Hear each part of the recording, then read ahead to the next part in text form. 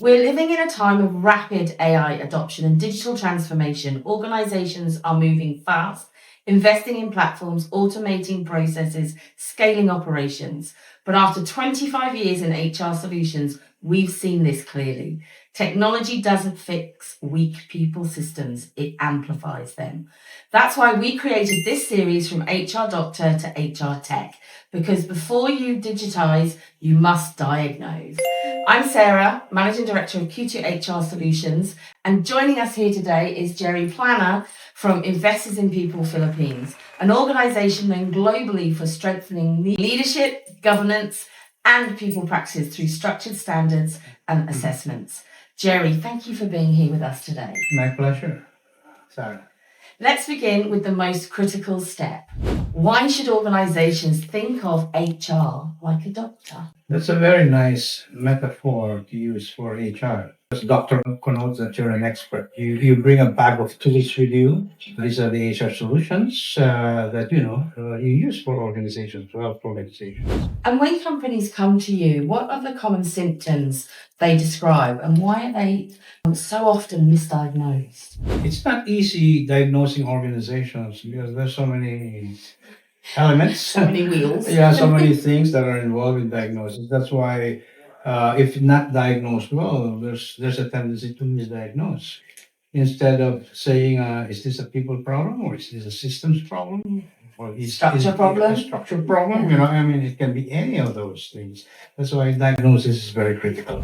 And then where would you start? If an organization said to you, help, where would you start? Well, an overall diagnosis. Yeah. Just like, medical, when you go for a medical checkup, doctors spend a lot of time diagnosing you, isn't it? From the blood test and everything. Asking you the right question. So, of course, before they even prescribe anything, several days of diagnosis. In the same way, in organizations, we need to really take a look at the overall. Take a look at the structure, take a look at the systems, take a look at the people pain points. Yeah. And that's the only time you can be able to determine what's the problem. Super interesting.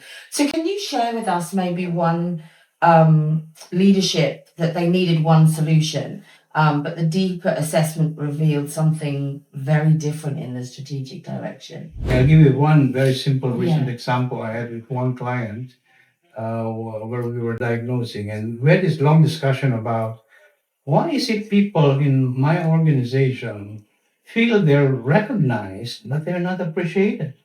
That's what the survey said. I can't understand. If there's recognition, why can people feel appreciated? And they had a good program. And from the outside, it looked like they had a great program. They have great recognition programs. Wow. But people still don't feel appreciated. Only to find out in the end of the discussion, it's different. People seek different things for appreciation. Right? Recognition is when there's an outstanding performance already. You give all sorts of things.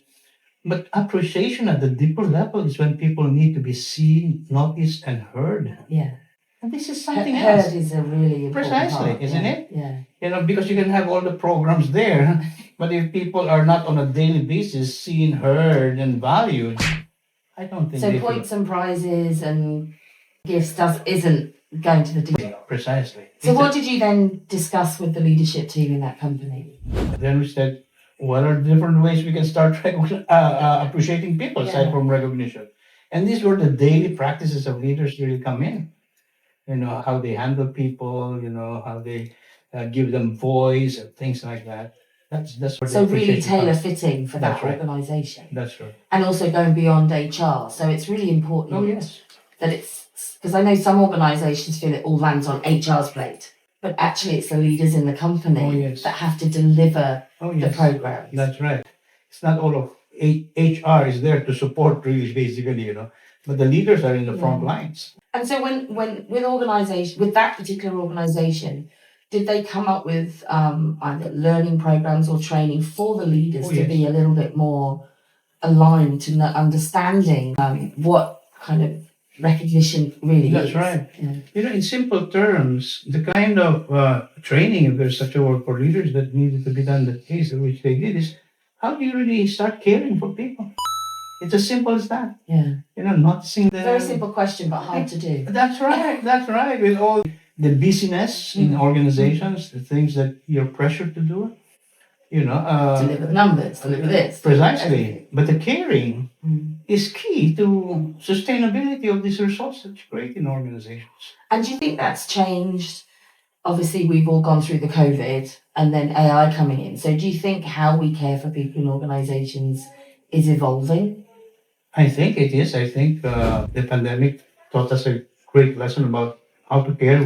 We say, kamusta ka? Yeah. Immediately say, kamusta yung trabaho mo? How's your job? It's how are you? And that's right. It's really And this changed. is where this whole well-being thing came into the picture. How are you? How are you coping? Especially the kind of description we have of the environment today is a polycrisis. It's just one crisis after the other, isn't it? It's economic, it's career, it's precisely, So how do you really show that care for people who are struggling probably in times like this? So what do you think will happen to organizations that skip that level of diagnosis and then jump straight into AI tools or tech tools because they think that will resolve? That will be very wasteful, because to me, organizational health is a prerequisite for technology to work. So that you have to put in, because if they're having challenges already, if they put in a system, it kind of just exacerbates the problems that they're having. That's right. Remember, technology is an enabler. It presumes that something is working already that you enable. I'll give you an example. There's this thing called, are we doing things right or are we doing the right things? Isn't it? And these are two different things, because you might be doing the right things on the wrong things. Okay. So are you doing the wrong things right, or are you doing the right things right? Which I think should be the real situation, isn't it? When there's no diagnosis, you can end up doing the wrong things right. Yeah. Now, with proper diagnosis and you apply technology, then you can be assured that you're doing the right things that needs to be done right. So it really goes back to what you said at the beginning about the health check, whether you call it an HR audit or a health check. It's really important to do that. So what are the things that would be in an organizational health check for you going into an organization they called you?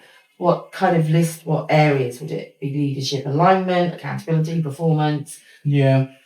For you, what would you cover? Yeah, I would cover a lot on the leadership side, because I think leaders really set the tone for organizations. Engagement surveys can be helpful. Question. How can leaders proactively prevent high turnover instead of reacting to it? Oh, that's a very good question. Because a lot of organizations have a program for hiring and replacements, but they don't have the program to proactively prevent high turnover. So what would you say about that question? A lot of the leaders, because of the high pressure these days, are really focused on just performing the results or giving the results at the expense of relationships, and not knowing that it's the relationship that sustains these results. That's why this good balancing act is very critical for leaders. They need to be trained in that. It's not an either or. It's both. What can I do to get results and still maintain good relationships? It's not I go for this and I get results and I be a jerk. Yeah, okay. Delivering my numbers, but the team's it's not going to be sustainable. You might deliver your numbers today, but I don't think that's going to be sustainable. It's not sustainable for the end. So, because a lot of organizations focus on client centricity, being good with their customers, being good, but they don't focus on the people centricity, I guess, is probably a terminology that I would pick from what the problem with that, that sounds good. Customer centricity and everything, but never at the expense of employees. People first. Yeah, it's employees who deliver those things, isn't it? So we cannot say, I want to satisfy my customers at the expense of my employees. What kind of a service is going to be delivered by employees in that case? And I think that's definitely an area that potentially a lot of organizations think they're doing it, or they forget. That's right. Because they're delivering. Yeah, because it's this either or mentality. I think that's one of the challenges that leaders need to be able to grapple with. That's not either or. It's both. It's both end thinking. Yeah. You don't sacrifice one for the other. And this is where we get into trouble. in organisation. That's right. So in your experience, when you talk to, because you've been investors in people 18, 20 years, longer. More than 20 years. Yeah, more than 20 years 20 now. years, yeah.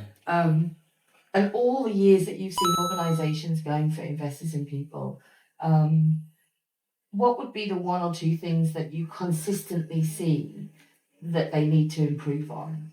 Because investors in people is all about improvement. It's continuous improvement. It's their kind of hashtag. So what's the one or two things that you consistently see over the years when you're going into organizations? It's interesting that question you raised because overall organizations, based on our own assessment models, it's the rewards and recognition that always gets the lowest Interesting. score. Yeah. Because rewards and recognition is a combination of monetary and non-monetary. I think, I think there's a lot of challenge in terms of the balancing thing that we need to do there. We were talking about appreciation, recognition earlier. People like to be told good job. Yeah. As simple as that. That's right. Because a lot of organizations seem to be betting more on the tangible side of rewards. Isn't it? It's too focused on incentives and bonus, and the neglect of the intangibles. Yeah. That are critical. Yes. Just the ones that hit the heart. The ones that that's right. hit the heart, not the pocket. Yeah, I'm not even noticed in this organization. Nobody hears my voice. I mean, those are so basic and yet very important. They're not monetary. Yeah. They're very human needs. Yeah, because even me, I like to be told good job. Precisely. Of course. It's a human need to have that heart fulfilled. That's fill right. up the cup. People say fill the cup up. That's right. Fill the heart so up. I think the challenge of balancing these two, monetary and non-monetary, when it comes to rewards and recognition, is still something that is very challenging for organizations. Yeah. Even after everything that's happened in the last 5 years, 6 years, 7 years now. So before we close, one of the things that I'm looking at my questions here, one of the things that we're often asked when we do our own HR audits or we go in and do a health check as part of our organisation, as a service that we offer.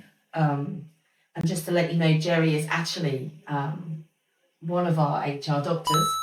So if you want to meet me or Gerry together, usually together, we can help you. So I just want to really ask you, as a really big takeaway for CEOs, I'm not just going to say CEOs, actually leaders, people leaders, because that can be from your team lead right up to CEO and HR leaders. What's your key message to them before they invest in HR technology? The diagnosis, I think, should always come before prescription. Again, we don't want to fall into the trap of doing the wrong things right. Yeah. So that's going to be wasteful. That's going to be, not the way to go. So if you want to do the right things right, diagnosis should proceed. Spend that time. And there is a lot of search time. for the HR solutions and search for what technology can enable that HR solution. Yeah, so it's really the diagnosis first, because the confusion, I think, for all of us is that almost daily there's a new AI tool coming out. Or there's a new HR tool coming out. Candidate application form. I mean, there's just so many things That's right. out. So many things are happening especially on the AI field. It's so exciting, really. And the temptation is I want to get that and then search for a problem to use it. It's putting the cart before the horse. That's true, because I've downloaded so many AI apps and I look at them and go, actually, that one doesn't work for me, that one doesn't work for me. Precisely. But then you hear on the news, ChatGPT is dead, use this one instead. And then you hear ChatGPT is upgraded, don't use that one. So it is a very confusing landscape. Sure. And I think every organisation needs to look at which AI tools suit them. Yes. Because you cannot put technology in everything that you do. I mean, you have to be very selective also, and what it really counts. Well, I think you said earlier that it's a really big, a really good support. Oh yes.